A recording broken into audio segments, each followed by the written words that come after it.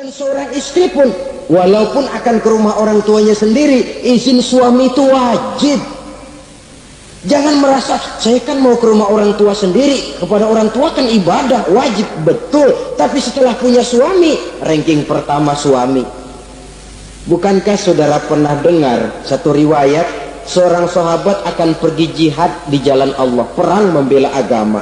Ketika akan berangkat dia pesan sama istrinya, aku mau perang membela agama, aku pesan, kalau aku belum pulang ke rumah, kau jangan keluar rumah. Baik bang, berangkatlah si suami dengan iringan doa istrinya. Nah, ini istri yang baik ya. Suami pergi kantor, istri doa, di situ letak kerjasama. Suami buka warung, istri sembahyang duha, di situ letak kerjasama. Ya Allah, kata istri dalam doanya itu, mudahkan rezeki suami saya. Kalau memang rezekinya masih di langit, turunin ya Allah. Kalau masih terpendam di perut bumi, keluarkan ya Allah. Kalau masih jauh, dekatkan ya Allah. Ikhlas melepas suami dengan iringan doa. Suami pun berusaha, lalu lapang terasa jalannya. Tapi kalau dari berangkat keluar rumah sudah dilepas oleh bemo, tahu bemo? Monyong. Itu suami berangkat juga hatinya sudah kusut, sudah tidak dilepas dengan doa. Lalu si istri juga barangkali suaminya berangkat ngedumel, ya jangan dikasih rezeki deh Tuhan, ntar dikasih rezeki jangan kawin lagi. Nah.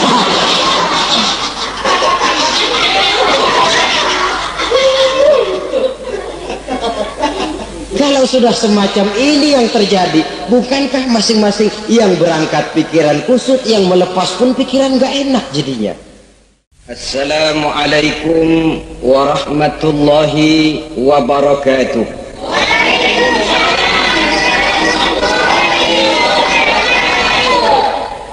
Bismillahirrahmanirrahim. Alhamdulillahi rabbil alamin. Wassalatu wassalamu ala ashrafil anbiya'i wal mursalin, Sayyidina wa maulana Muhammadin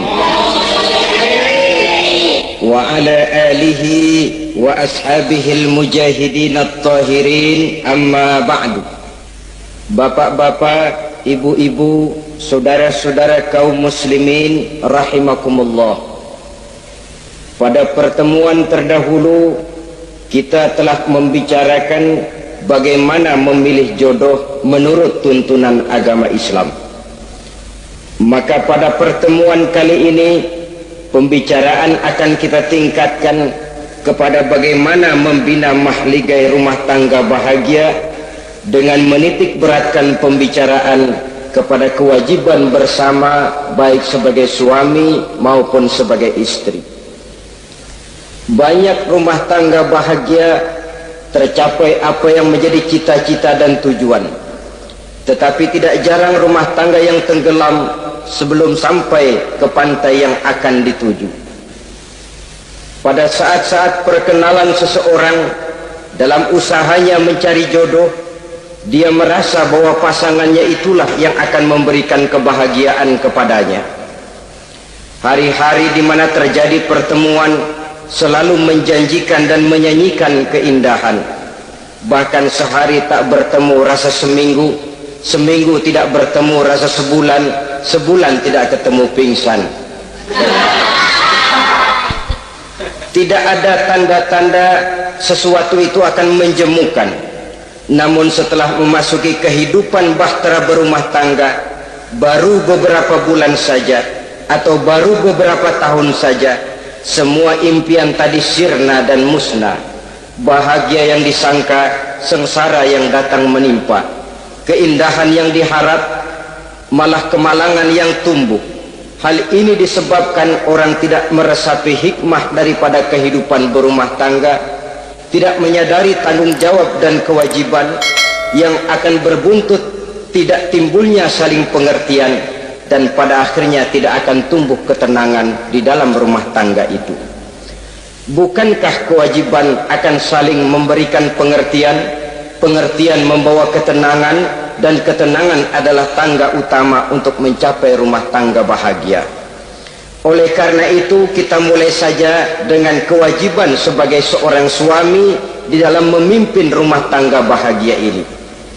Yang pertama, kewajiban seorang suami ialah mempergauli istrinya dengan baik. Setiap suami, manakala selesai dia mengucapkan ijab dan qabul di hadapan tuan pengulu atau tuan qadhi, maka ia pun mengucapkan sighat ta'liq yang berisi perjanjian dari seorang suami bahwa ia akan mempergauli istrinya dengan baik, muasyarah bil ma'ruf menurut tuntunan syariat agama Islam. Walaupun janji itu pada zahirnya diucapkan di hadapan tuan pengulu, namun pada hakikatnya itu merupakan janji seorang muslim kepada Allah Subhanahu wa taala. Ini tidak lain karena nikah dalam pandangan Islam merupakan sesuatu yang sakral, merupakan sesuatu yang suci dan bagian daripada ibadah kepada Allah Subhanahu wa taala. Dalam surah An-Nisa ayat 19, Allah Subhanahu wa taala memberikan bimbingan, ya ayyuhallazina amanu la yahillu lakum an tarithun nisaa karha. Hai orang-orang yang beriman, tidak dibolehkan bagi kamu mengambil perempuan secara paksa. Dengan kata lain, pernikahan harus dilaksanakan atas dasar suka sama suka. Tidak ada pihak yang terpaksa dan tidak ada pula pihak yang dipaksa. Kita hidup tidak lagi di satu zaman seperti zamannya Siti Nurbaya.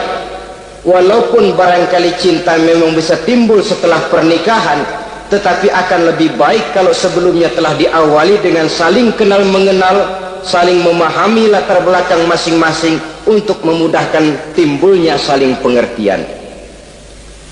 Wala ta'diluhunna litadhhabu bi ba'di ma ataitumuhunna illa an ya'tina bi fahishatin mubayyinah.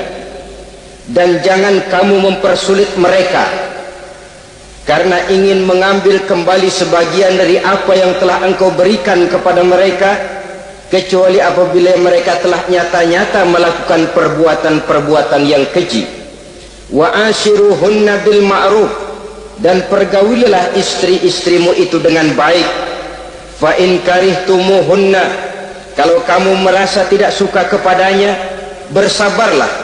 Fa asa an takrahu syai'an wa yaj'alallahu fihi khairan katsira, karena boleh jadi kamu tidak menyukai sesuatu padahal Allah menjadikan di dalam sesuatu yang kamu tidak sukai itu kebaikan yang banyak bagimu. Ini merupakan tuntunan umum betapa seorang suami harus mempergauli istrinya dengan baik, muasyarah bil ma'ruf menurut tuntunan syariat agama Islam.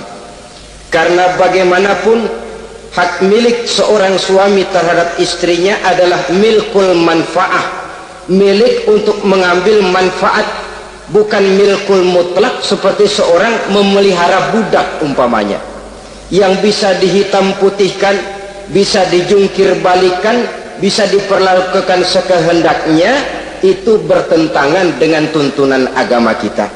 Adalah kewajiban seorang suami mempergauli istrinya dengan baik. Kemudian yang kedua, seorang suami harus menaruh perhatian, menjaga kehormatan, dan bila perlu turut membantu dan menolong pekerjaan istrinya.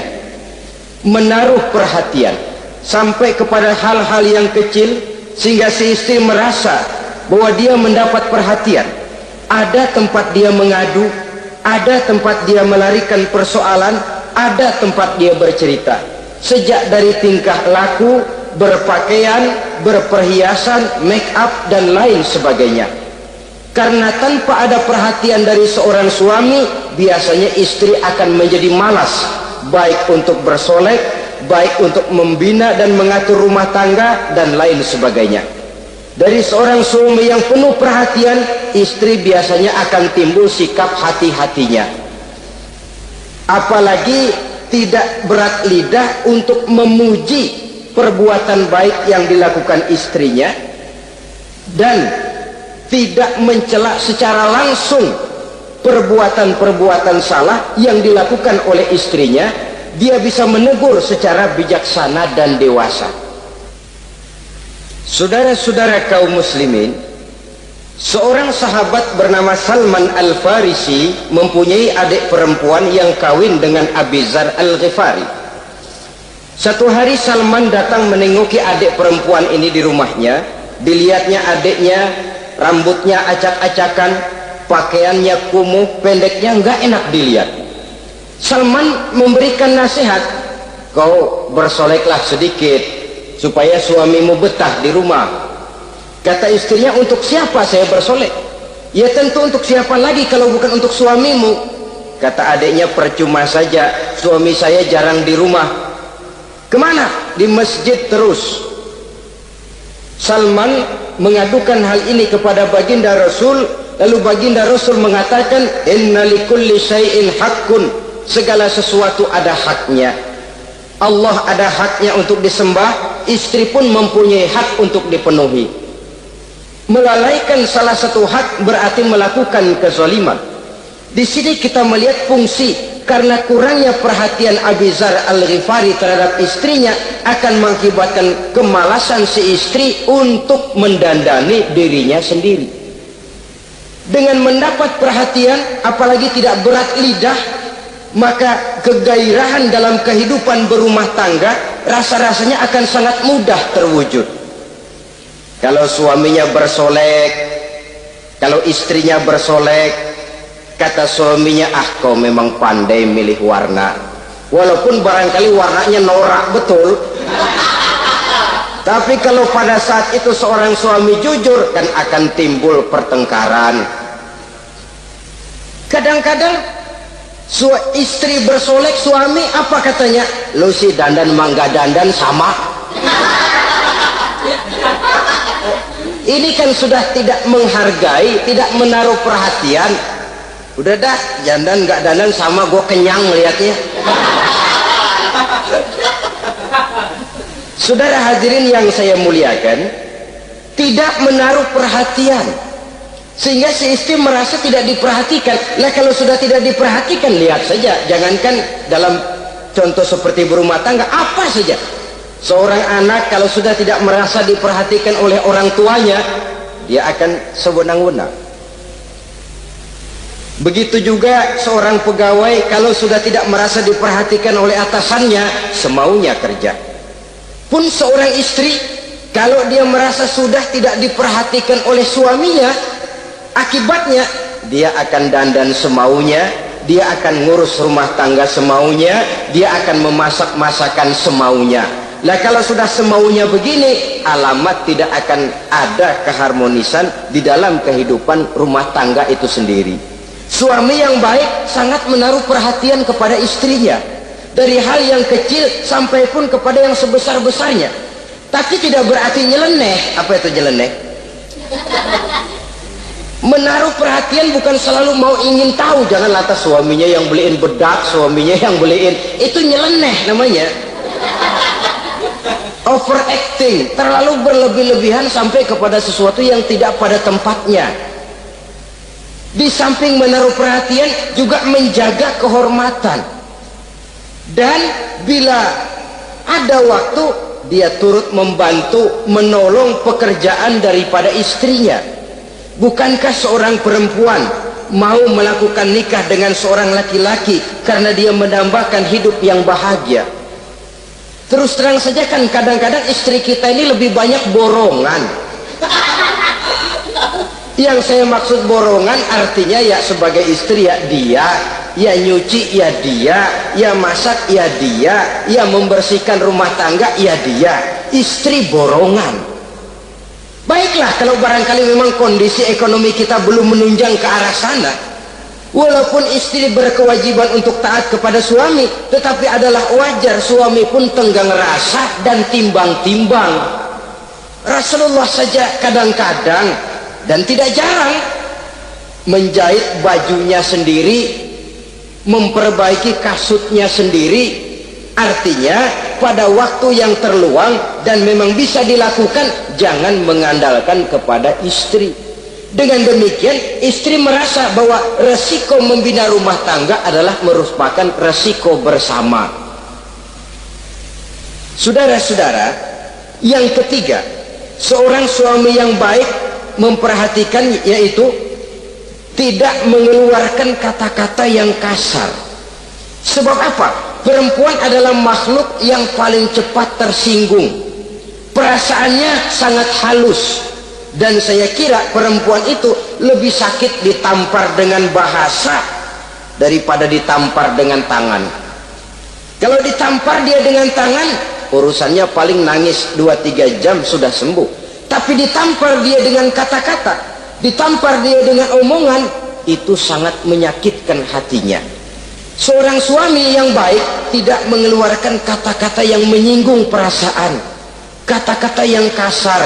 Dia pandai menggunakan kata-kata yang baik untuk menghidupkan rumah tangganya. Rasulullah seringkali memanggil Siti Aisyah itu dengan Humaira. Humaira dari kalimat ahmar, yang kemerah-merahan. Sebab rupanya kulit pipi Aisyah itu kuning kemerah-merahan seperti tomat mengkel. Sehingga panggilannya ta'ali ya Humaira, kemarilah wahai yang kemerah-merahan. Alangkah indahnya panggilan ini. Kadang-kadang kita mah jujur suami ini, ketahuan istri bongkok, enak banget bongkok, sini loh.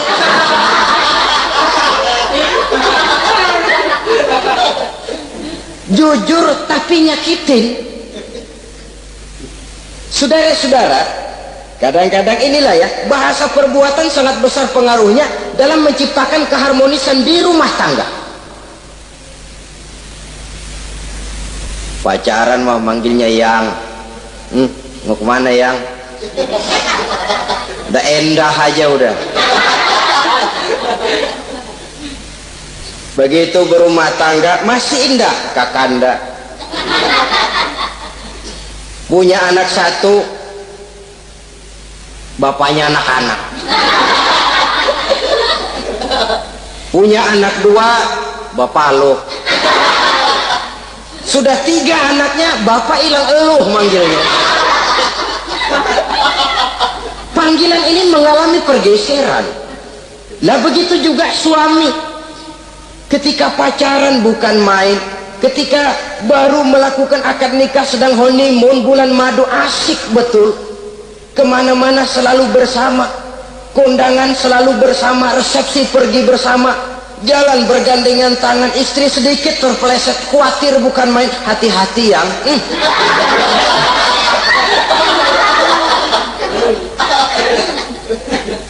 Sudah anak 3, istri ngajak kondangan, kata suami, lo pergi duluan aja dah.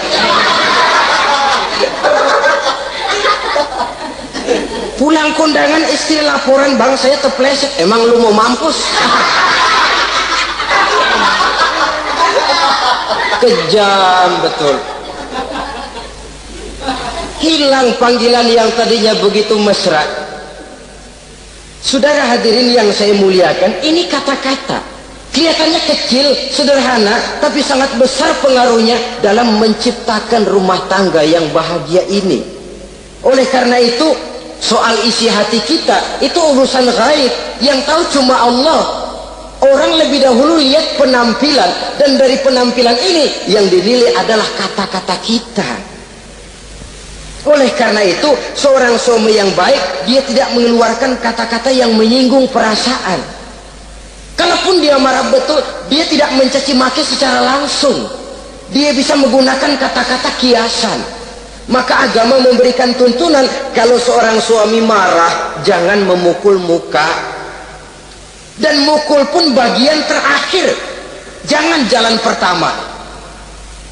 Kadang-kadang ada juga loh pak, suami marah sama istri persis korambil ngebugin maling. Aduh, gelebuk gak karu-karuan. Jangan, kata agama, kalau kau memang ya melihat tingkah laku istrimu yang tidak enak, tegur dengan kata-kata lemah lembut. Lemah lembut tidak bisa, sedikit keras. Sedikit keras masih nekat, bentak. Bentak pun tidak bisa juga, pisah tempat tidur.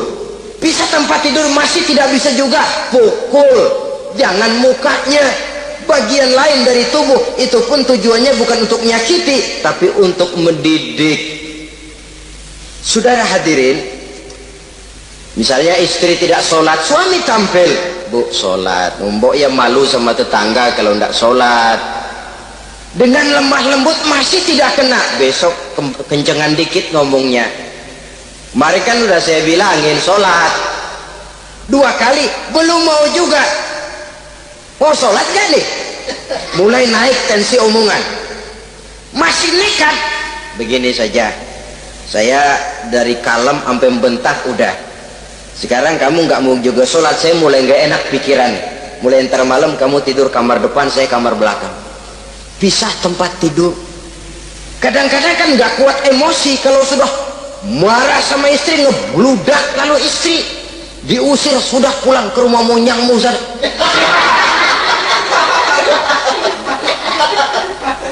Kata agama jangan, pisah tempat tidur saja. Sudah, kamu tidur kamar depan, saya kamar belakang. Pisah tempat tidur. Kenapa? Nanti malam kalau hujan turun, pikiran berubah, berasa perlu, tinggal pindah kamar. Secara psikologis, saudara-saudara. Jadi melalui processing. Oleh sebab itu, kata-kata sangat besar pengaruhnya di dalam membina kehidupan berumah tangga. Seorang suami yang baik tidak mengeluarkan kata-kata yang bisa menyinggung istrinya. Sebaliknya, istri pun demikian, tidak mengeluarkan kata-kata yang bisa menyinggung perasaan suaminya. Sebab lebih dosa besar kata-kata suami istri yang menyinggung suaminya, walaupun sama dosanya ya, tapi lebih besar ketersinggungan seorang suami ketimbang seorang istri ini. Namun agama memberikan tuntunan suami lebih dahulu yang diajarkan. Jangan mengeluarkan kata-kata yang bisa menyinggung perasaan. Baik itu menyangkut dandanan istri, caranya pakaian, caranya jalan, ataupun masakannya. Masakannya sekalipun tidak kita sukai, ya ndak usah. Misalnya sayur keasinan, begitu dicobain menteleng mata pelatat melotot keasinan, ndak usah lantas tolak pinggang, lu masak melotot ya, ndak usah. Saudara hadirin yang saya muliakan, jadi itu dari segi masakan. Dari segi pakaian, umpamanya istri kita berpakaian tidak sesuai dengan tuntunan agama, cukup kita bisa berkata, pakaianmu sebenarnya bagus, motifnya, potongannya, kainnya, cuma mbok kok kelihatannya kok potongan badanmu kok kelihatan betul dengan terbungkus pakaian seperti itu.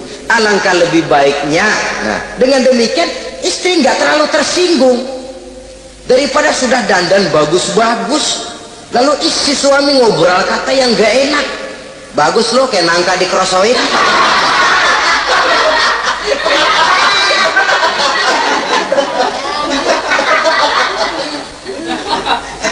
Allahu Akbar. Istri tentu saja tersinggung. Atau dia pakai bedak berlebihan, ya tentu dia pun begitu karena ingin ada kebanggaan, suami jalan dengan dia merasa bangga, tapi over, bedaknya berlebihan, lipstiknya berlebihan. Suami usil, begitu mau berangkat kondangan istrinya keluar nanya mau main topeng monyet di mana.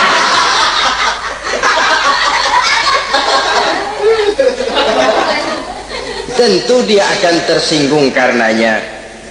Jadi saudara-saudara, ini yang ketiga. Yang keempat, seorang suami yang baik jangan memberikan pekerjaan di luar batas kemampuan istrinya.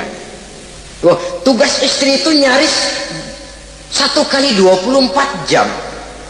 Seorang suami bagaimanapun payah dia bekerja, pulang dia bisa istirahat, tidur malam dia bisa tidur dengan nyenyak. Tapi seorang istri, apalagi dia punya anak kecil, bayi misalnya, itu nyaris jam kerjanya 1 kali 24 jam. Sejak bangun tidur sampai tidur lagi, bahkan tidurnya pun selalu diusik oleh anaknya. Anaknya kalem, bapaknya ngusik.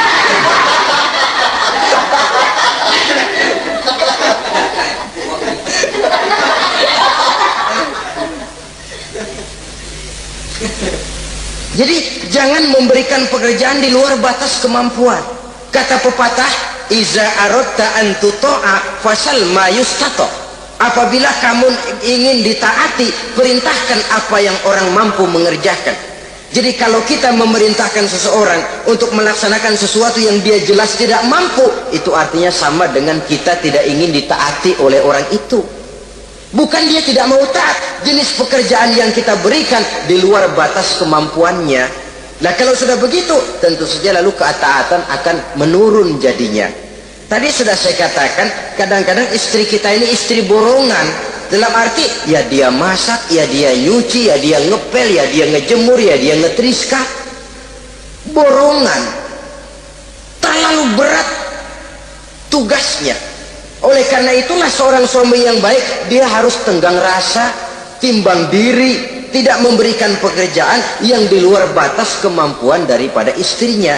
Sebaliknya istri pun mengimbangi. Kalau memang dia mampu, jangan pura-pura tidak mampu karena merasa dimanjakan oleh istri suaminya. Karena merasa dapat angin dimanjakan, mestinya mampu lalu berpura-pura tidak mampu. Apalagi istrinya sedikit, suaminya sedikit-sedikit mau menolong dia. Dari posisi ini nanti bisa berbalik loh. Karena terlalu memanjakan istri, istri bisa membludak. Akhirnya suami yang nyuci, suami yang neriska, istri tidur. Walaupun tentu saja tidak jelek, tetapi itu sudah overacting namanya. Saudara hadirin yang saya muliakan, itu yang keempat. Yang kelima, kewajiban seorang suami yang baik, ia mencukupkan belanja rumah tangga. Cukup itu relatif. Cukup menurut ukuran standar kemampuan kita. Sebab kemauan kita mungkin tidak terbatas, tapi kemampuan kita yang terbatas. Kalau kemampuan ini bisa kita ukur dengan kemampuan, insya Allah kita cukup. Dan pernah saya katakan, orang kaya adalah orang yang hidupnya paling cukup. Salah kalau kita berkata orang kaya itu yang rumahnya gedung bertingkat. Tidak betul orang kaya itu yang mobilnya 5, yang gajinya jutaan, yang kebunnya lebar, yang pabriknya luas. Tidak. Orang kaya orang yang hidupnya cukup. Orang miskin orang yang selalu merasa kurang. Jadi kalau ingin jadi orang kaya, resepnya gampang sekali. Cukup dengan apa yang diberikan Allah, kita sudah kaya. Tapi kalau ingin miskin, maka bukalah mata selebar-lebarnya. Bagaimanapun banyak nikmat Allah diberikan kepada kita, tidak pernah ada rasa cukupnya. Dikala itu akan tertanam sifat kemiskinan dalam diri. Maka ukuran cukup ini yang relatif. Jadi kalau kita memang ekonomi menengah ke bawah, jangan ingin cukup seperti halnya ekonomi menengah ke atas.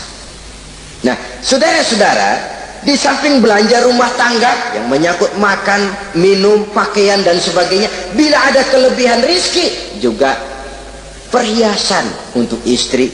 Karena istri itu zinatul hayati dunia, perhiasan hidup di dunia.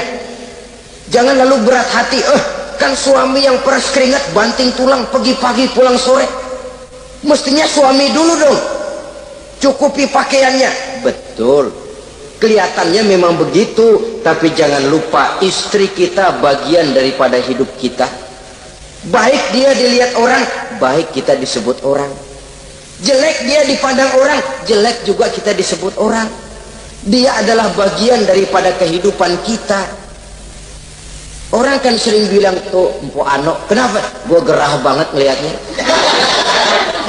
Emang kenapa? Emang kenapa dia? Ke pasar pakai kutang doang. Kata temennya, terang aja dia kan bininya si Meun itu. Si Meun yang nggak tahu apa-apa ikut kesebut-sebut. Istri adalah bagian daripada kehidupan kita. Zolim seorang suami, mentang-mentang dia merasa dia yang cari duit, lalu buat dirinya dia beli pakaian yang mahal-mahal, istrinya cuman nggak karung doang dipakai. Istri adalah bagian daripada hidup kita. Baik dia dilihat orang, baik kita disebut orang. Jelek dia dilihat orang, akan jelek juga kita jadi pembicaraan orang. Ini tidak lain karena dia merupakan perhiasan bagi suami dan bagian daripada kehidupan seorang suami.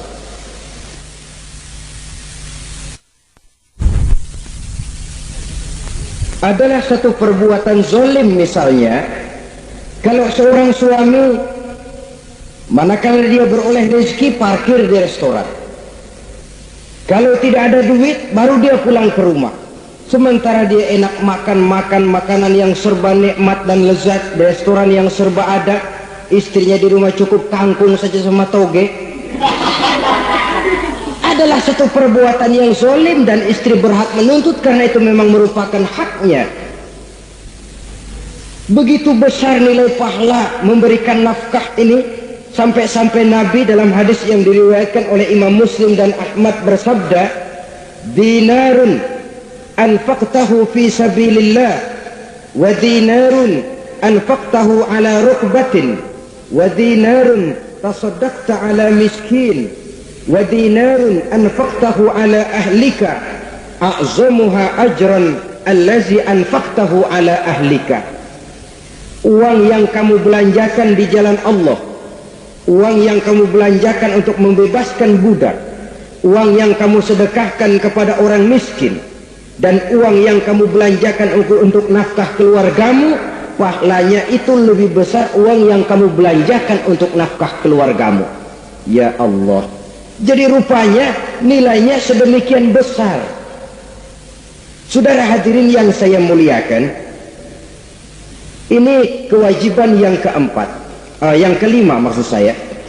Yang keenam, kewajiban seorang suami, dia berusaha untuk meningkatkan pengetahuan daripada istrinya, membimbing. Sebab selain daripada berfungsi sebagai seorang suami, dia juga adalah guru daripada istrinya.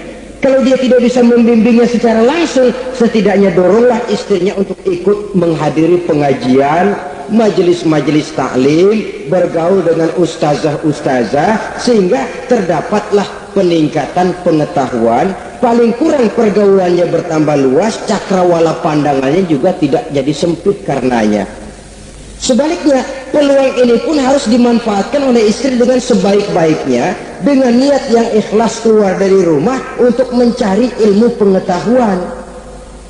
Yang repot kadang-kadang dari rumah berangkat ngaji, sampai di pengajian suaminya diakur-akurin.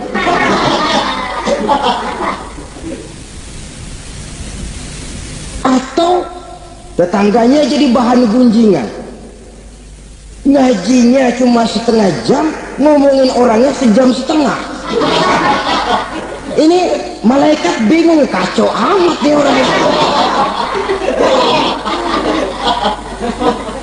Ini yang kadang-kadang menimbulkan hal-hal yang negatif, padahal keluarnya dari majelis taklim, keluarnya dari pengajian. Tapi kalau di pengajian yang dilihat adalah gelang temennya, anting temennya, rantai temennya, lalu walaupun nggak tahu belaga, tahu baru dapat berita burung, katanya si Ano, oh iya Ano.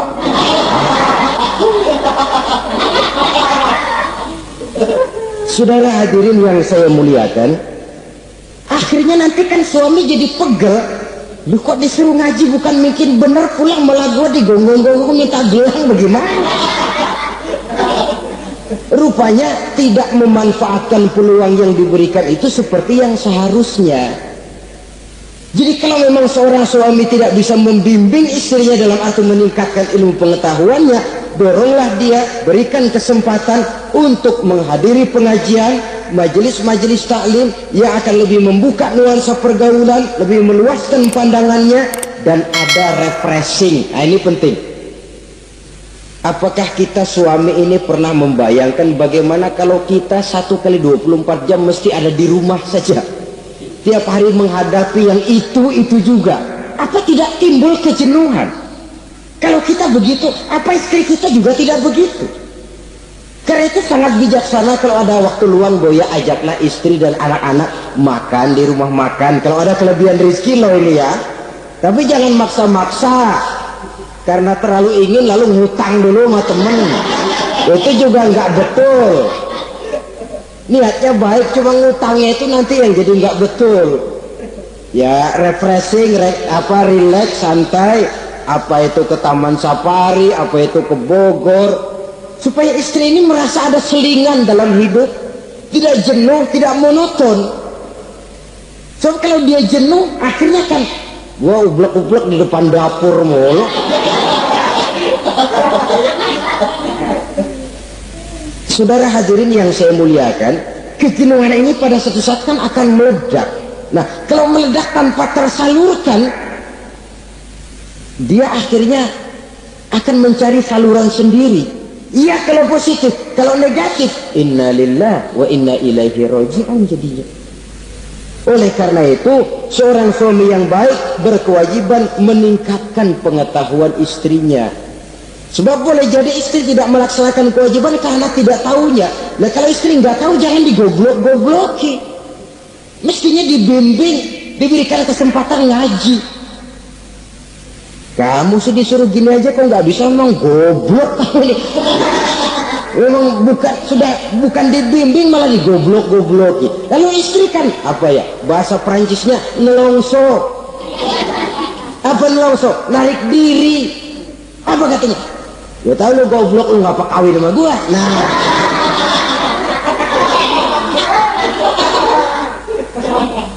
atau pada kata yang lebih nggak enak, gue digoblok-goblokin juga, dipakai juga. Nah,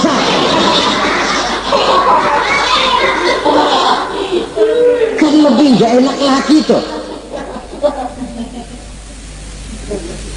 Jadi saudara-saudara, hal-hal yang memerlukan kesabaran ini memang menuntut kedewasaan dari seorang suami. Ya kalau baru 1-2 bulan berumah tangga, segalanya masih menjanjikan dan menyanyikan keindahan. Tapi makin hari kita bergaul di rumah tangga, kita makin tahu karakter, mental, watak daripada istri. Kekurangannya mulai kelihatan, keburukan wataknya mulai nampak. Dikala itulah kita sebagai suami harus dewasa, sabar, membimbing mereka. Kalau waktu 2-3 bulan pertama di rumah tangga, namanya honeymoon, segalanya indah, mana ada kekurangan. Masak keasinan, lezat. Nasi kekerasan, asyik. Segalanya nggak pernah salah, selalu betul. Suami istri masak keasinan, lihat si suami melotot makan, nanya, bang sayur keasinan? Enggak. Soal keasinan bagus, keasinan masih bagus.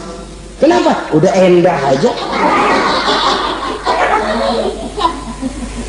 Tapi mampukah ini bertahan? Ini yang jadi masalah, mempertahankan suasana kebaruan itu.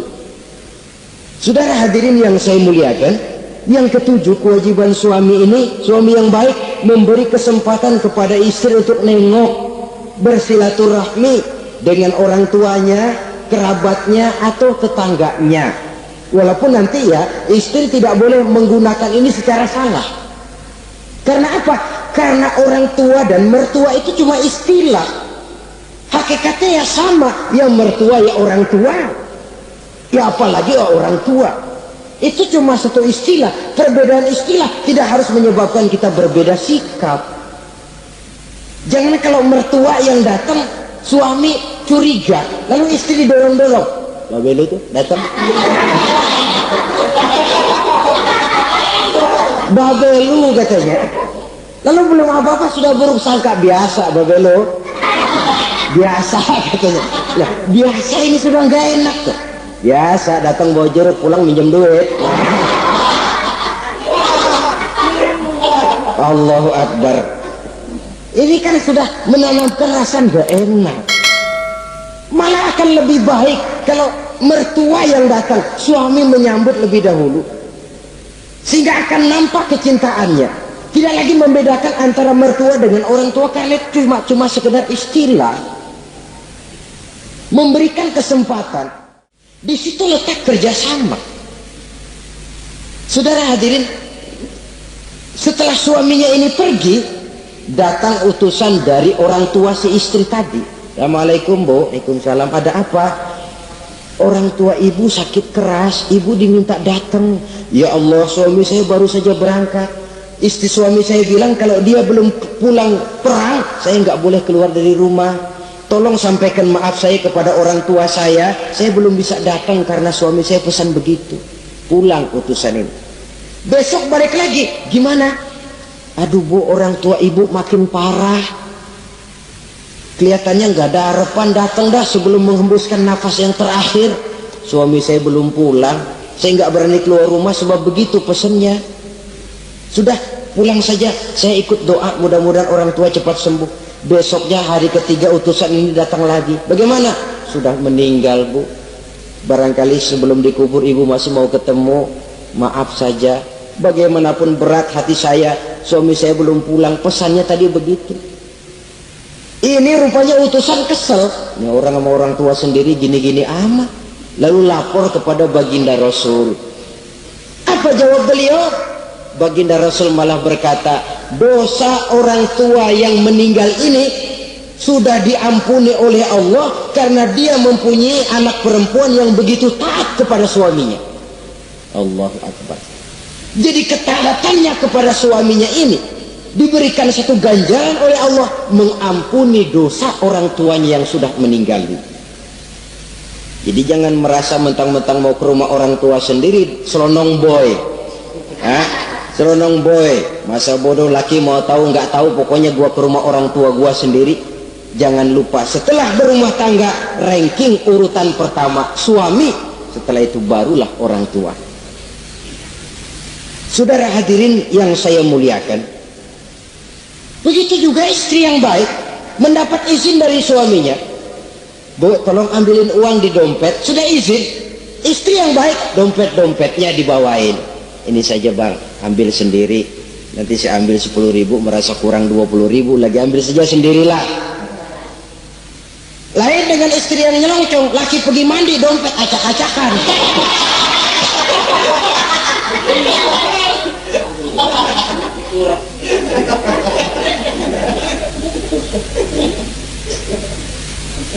Sudah hadirin yang saya muliakan, baik silaturahmi itu kepada orang tua atau kerabat, famili, andai tolan, keluarga lain, ataupun tetangga. Tetangga itu perlu sepanjang dia menghasilkan nilai-nilai positif, karena memang kita makhluk bermasyarakat. Yang tidak boleh kalau dengan bertetangga itu lalu menghasilkan hal-hal yang negatif. Saudara hadirin yang ke-8, seorang suami yang baik wajib bersikap lapang dada dan sabar menghadapi kekurangan-kekurangan yang ada pada istrinya. Lapang dada dan sabar, sebab memang membangun manusia itu lebih sulit dari membangun jembatan. Kalau memperbaiki jembatan mungkin seminggu 2 minggu selesai, tapi memperbaiki watak seseorang memerlukan waktu lama. Prosesnya diperlukan kesabaran, sikap lapang dada dan sebagainya. Seorang suami harus bersikap lapang dada dan sabar menghadapi kekurangan-kekurangan yang ada pada istrinya. Dan kekurangan-kekurangan itu tidak lalu dia ceritakan kepada yang lain. Kan ada toh kadang-kadang suami kalau ngobrol sama temennya, kekurangan istrinya jadi topik diskusi. Bini gue payah banget dah. Lu nggak ada yang nanya, istrinya dipayahin di mana-mana. Kayaknya nggak malu. Mengorek aib sendiri kan menepuk air di dulang toh, itu artinya. Kalau aib istri kita ceritakan di mana-mana, bukankah artinya kita juga menceritakan aib kita sendiri? Karena istri bagian daripada kehidupan kita. Sebagaimanapun seorang istri tidak wajar menceritakan aib dan kekurangan suaminya di mana-mana. Malah dia harus menutupi. Malah kelemahan-kelemahan dan kekurangan suaminya harus dia jaga. Dia tetap bangga. Di mata saya suami saya adalah Arjuna yang tidak punya kekurangan apa-apa. Kalaupun orang bawakan berita, enggak betul itu. Walaupun hatinya panas, tapi dia masih bisa menunjukkan wajah yang sejuk, senyum dalam hati yang panas. Sebab saudara-saudara, apabila kita tidak punya filter, ini kadang-kadang kita mau tenang, kita bisa dibakar oleh yang lain. Tapi kalau ada filter, kita bisa menyaring, boya masa iya. Sehingga dengan demikian, sikap lapang dada dan kesabaran ini, walaupun diutamakan adalah merupakan kewajiban suami, juga sekaligus merupakan imbangan daripada si istri. Nah, kemudian yang ke-9, seorang suami wajib berpenampilan bersih dan rapi di hadapan istrinya, sehingga tanpa anggun. Anggun ini lalu menimbulkan wibawa. Nah, dari wibawa lahir rasa hormat. Tapi kalau suami di depan istrinya kelihatan butut, rebek, jelek, belek,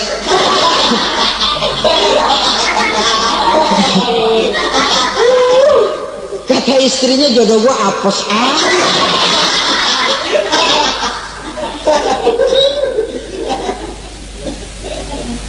tidak akan timbul kewibawaan. Lah kalau sudah tidak timbul wibawa, dia bagaimana si istri itu akan merasa dia wajib taat kepada suami?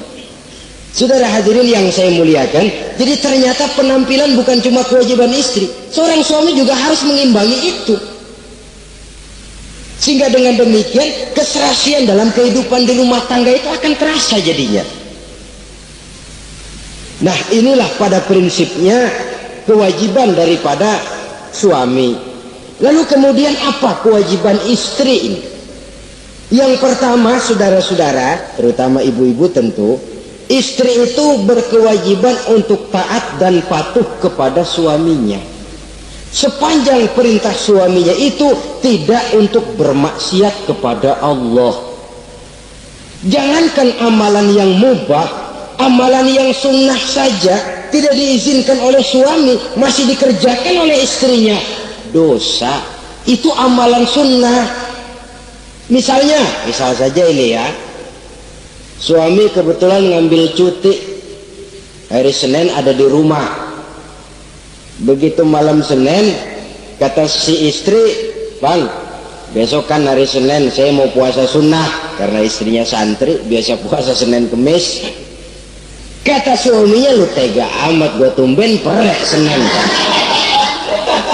Senin ada di rumah lalu mau puasa, gua lu suruh ngapain? Umpamanya lo ya, umpama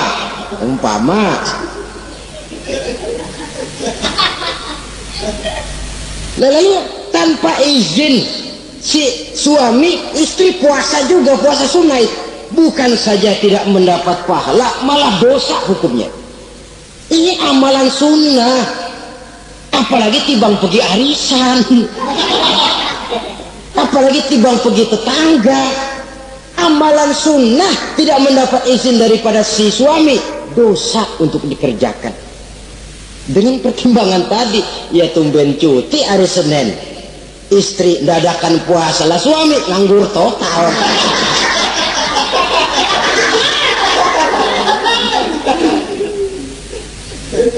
Saudara hadirin yang saya muliakan, Nabi bersabda, ayyuma imra'atin matat wa zawjuha anha radin illa dakhalatil jannah. Apabila seorang istri, seorang perempuan meninggal dunia, suaminya ridho kepadanya, maka perempuan itu pasti masuk surga. Ini artinya kalau seorang perempuan meninggal dunia, ya dia tukang ngaji, ya puasa Senin Kemisnya rajin, ya sujudnya hebat, tapi dia meninggal suaminya enggak ridho, pintu surga belum dibukain sampai suaminya ridho kepadanya. Ini begitu besar kewajiban untuk taat. Nah, di sini suami wajib ngimbangi. Jangan mentang-mentang istri wajib taat, lalu suami overacting, kerjanya cuma tulak pinggang sama nunjuk. Lo kalau gue bilang nyungsep, ya enggak. Contoh dari baginda Nabi tadi sendiri kok, beliau itu menjahit bajunya, memperbaiki kasutnya, yang bisa ia kerjakan, nggak usah ngandeli. Saudara hadirin, yang kedua, Seorang istri berkewajiban untuk memperlihatkan budi pekerti yang baik kepada suaminya. Lah, budi pekerti itu yang baik yang bagaimana? Yang diisyaratkan oleh Nabi. Apa kata beliau? Khairun nisa, perempuan yang baik ialah man sarratka iza absorta, yaitu yang mengembirakan kamu apabila kamu memandang kepadanya. Satu, ini termasuk budi pekerti yang baik. Apabila dipandang oleh suaminya, dia pandai menyenangkan, menggembirakan hati suaminya. Jadi tolong ibu-ibu, jadilah istri yang siap pakai. Nah itu tuh, itu istilahnya, anytime already standby. Ya. Apabila dipandang, dia sanggup menggembirakan hati suaminya. Suami pulang dari pasar dagang rugi, istrinya tampil. Itulah bang romantikanya dagang. Mboya sekali-sekali rugi, apa mboya selalu untung? Gelombang laut saja pasang surut. Lah suami kan merasa ada air penyejuk.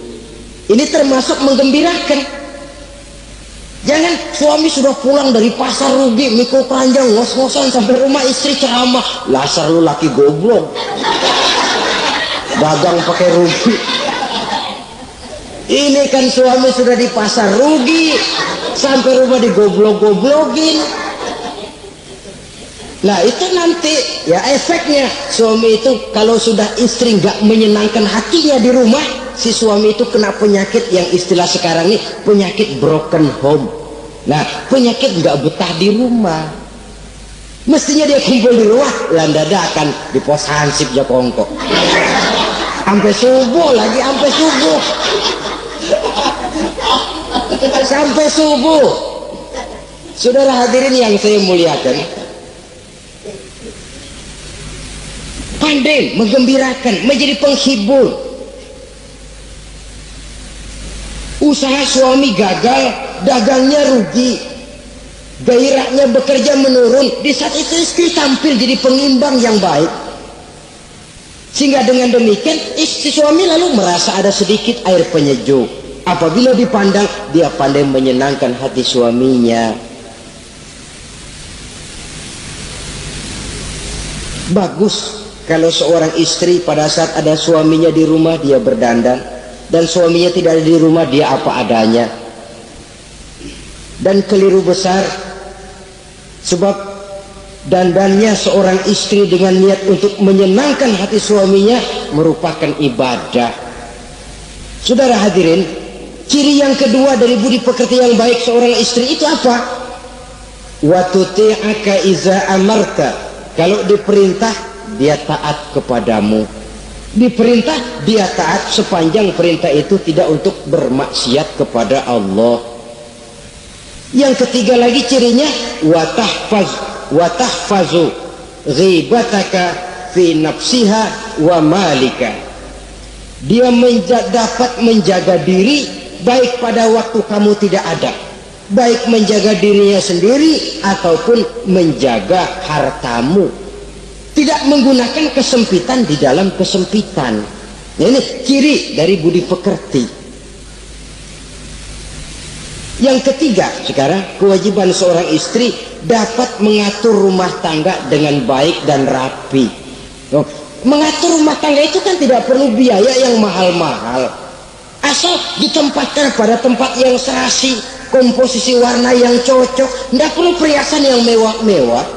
Orang lalu terkesan rumahnya ini sejuk ya. Kenapa? Tata ruangannya kok enak dilihat, apik. Enggak karena mentang-mentang semua kepengen dilihat orang, semua ditaruh di ruang tamu. Sampai tempayan piring naik ke ruang tamu semua. Walaupun mahal, tapi kalau tidak pada tempatnya kan orang lalu ini kok terlalu amat ya. Dapat menata, dan menata ini tentu karena pergaulan.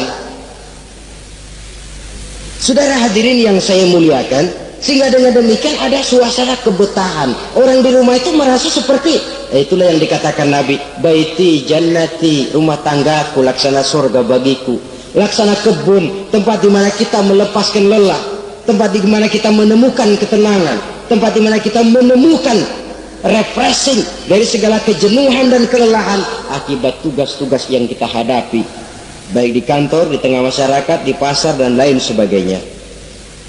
Yang keempat, jangan menambah kesulitan suami. Syukur kalau malah bisa membantunya. Bahwa ada seorang istri yang bekerja, itu bagus, asal bisa menjaga diri dan bisa menjaga kepercayaan dan kehormatan daripada suaminya.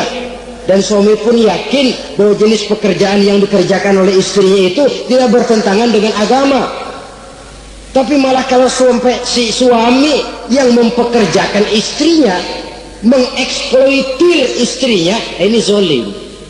Istrinya yang disuruh kerja, suami ongkang-ongkang kaki di rumah, istrinya yang peras keringat banting tulang. Ya kalau kerja, kalau dikerjain lebih parah lagi. Kan tidak sedikit toh problema rumah tangga semacam ini.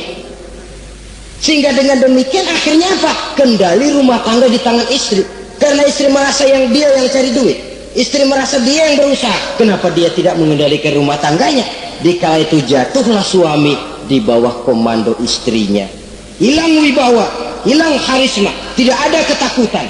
Malah akhirnya berbalik, seolah-olah si suami jadi istri dan si istri menjadi suami. Apalagi di zaman seperti sekarang, walaupun pekerjaan sulit, tapi mereka yang punya wajah cantik, mudah senyum, gampang bergaul, dan mau obral, tentu banyak saja lapangan kerja yang nyata-nyata bertentangan dengan agama. Nah, yang terakhir, kewajiban daripada istri ialah hemat, cermat, rajin, dan pandai menyimpan. Kalau dia diberikan perhiasan oleh suaminya, niatnya tidak lain. Pertama, menyenangkan hati suaminya. Yang kedua, berjaga-jaga kalau nanti ada kesulitan, toh perhiasan ini bisa dimanfaatkan. Tidak untuk show, tidak untuk sombong-sombongan, tidak untuk hebat-hebatan, tapi dua hal yang jadi pilihan utama tadi.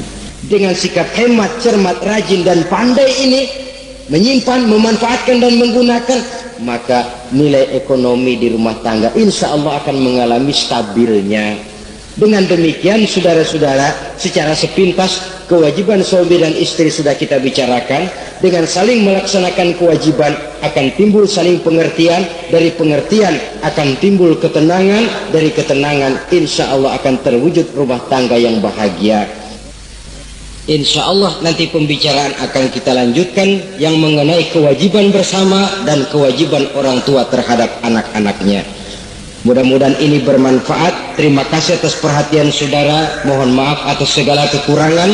Usikum wa nafsi bitaqwallah. Wassalamualaikum warahmatullahi wabarakatuh. Waalaikumsalam.